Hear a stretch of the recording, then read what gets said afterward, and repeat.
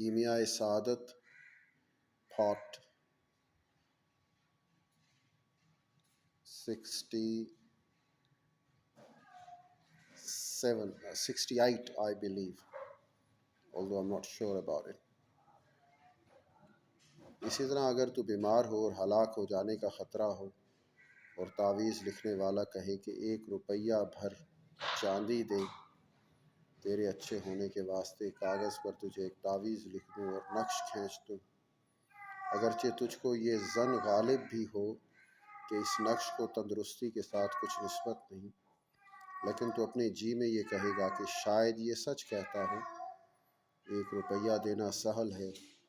اگر نجومی کہے جب فلاں مقام پر چاند پہنچے تو فلاں کڑوی دوا کھا تو اچھا ہو جائے گا، اس کہنے سے اس دوا کا رنج تو کھینچے گا اور اپنے جی میں کہے گا کہ شاید سچ کہتا ہو۔ اگر جھوٹ بھی کہتا ہو تو دوا کھانے کی تکلیف آسان ہے۔ تو 1,24,000 پیغمبروں کا قول اور دنیا کے تمام بزرگوں یعنی حکماء اور اولیاء اور علماء کا اس قول پر متفق ہونا کسی عقل مند کے نزدیک ایک نجومی یا ایک تعویذ لکھنے والے یا ایک آتش پرست طبیب کے قول سے کم نہ ہوگا۔ ان کے کہنے سے تو تھوڑا سا رنج اپنے اوپر گوارا کرتا ہے، اور وہ جو بڑا رنج ہے اس سے شاید نجات پا جائے، اور تھوڑا رنج و نقصان بہت رنج و نقصان کی نسبت سے تھوڑا معلوم ہوتا ہے۔ اگر کوئی حساب کرے کہ دنیا کی عمر کس قدر ہے اور ابد کی بنسبت جس کی انتہا ہی نہیں کتنی سی ہے، تو جان جائے کہ دنیا میں اتباع شریعت کا یہ رنج کھینچنا اس خطر عظیم سے بہت تھوڑا ہے، جس کے خیال سے تو اپنے جی میں کہتا ہے اگر انبیاء اور بزرگ لوگ سچ کہتے ہوں اور میں ویسے ہی عذاب سخت جیسا کہ وہ کہتے ہیں ہمیشہ کے واسطے مبتلا ہو جاؤں تو کیا کروں گا؟ دنیا کی اس چند روزہ راحت سے مجھے کیا فائدہ ہوگا؟ اور ممکن ہے کہ بزرگ لوگ سچ کہتے ہوں۔ ابد کے یہ معنی ہیں اگر تمام عالم کو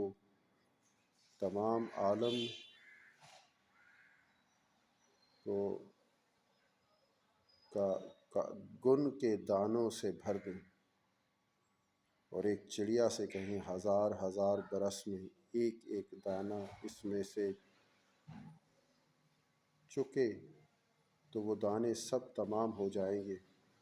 اور ابد میں سے کچھ بھی کم نہ ہوگا۔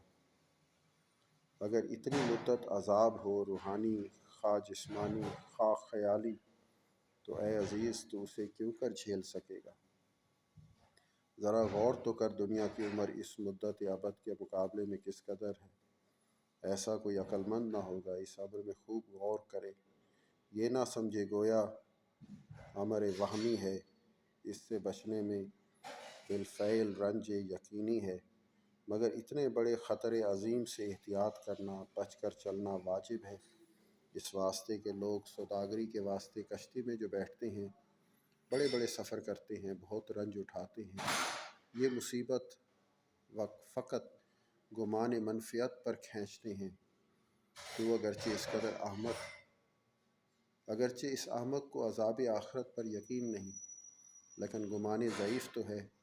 بس اگر ذرا اور مہربانی کرے گا تو پرہیزگاری کا بوجھ اٹھا لے گا۔ اسی واسطے حضرت علی کرم اللہ تعالی وجہہ رضی اللہ تعالی عنہم علیہ السلام نے ایک دن ایک ملحد سے مناظرہ میں فرمایا، جیسا تو کہتا ہے اگر واقعتاً